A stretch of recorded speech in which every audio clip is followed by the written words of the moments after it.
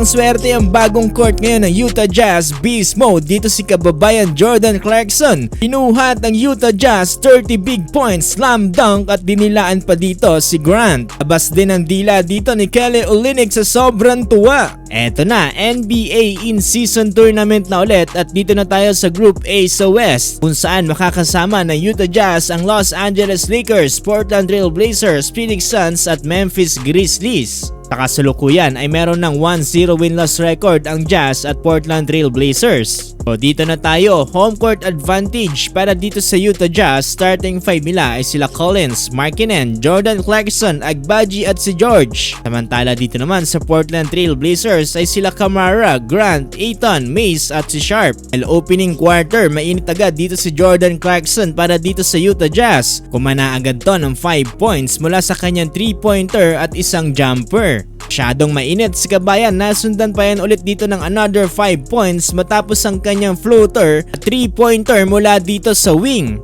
10 points na agad dito si kabayan, ganda pa ng alley-oop na dito kay John Collins. Napapawaw na lang dito ang may injury sa bench na si Walker Kessler. Samantalang buhat naman dito si DeAndre Ayton para sa Portland Trail Blazers na kung saan nakapagtala ng 8 points. Bago matapos ang first quarter, hustle muna dito si Jordan Clarkson. Ganda ng steal niya dito para sa isang slam dunk. Sobrang na-hype dyan ang bench dito ng Utah Jazz at napatawag ng timeout dito ang Portland Trail Blazers.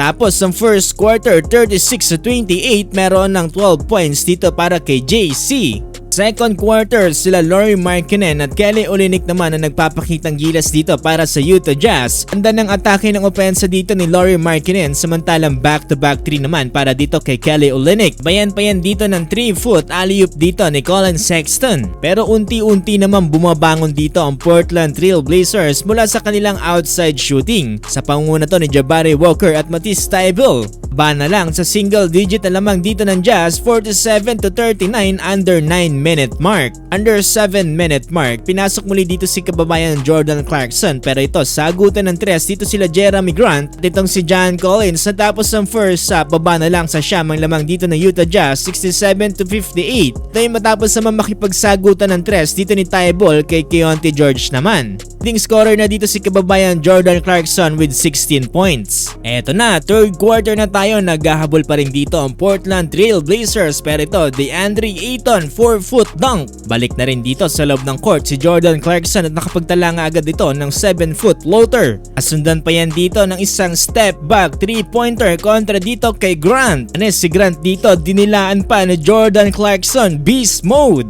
Di pa natatapos dyan dahil nakapagdala pa ng another 4 points dito si JC. Lalaro-laro lang ni kababayan ang depensa dito ng Portland Trail Blazers. Tapos ang third quarter, 95-88.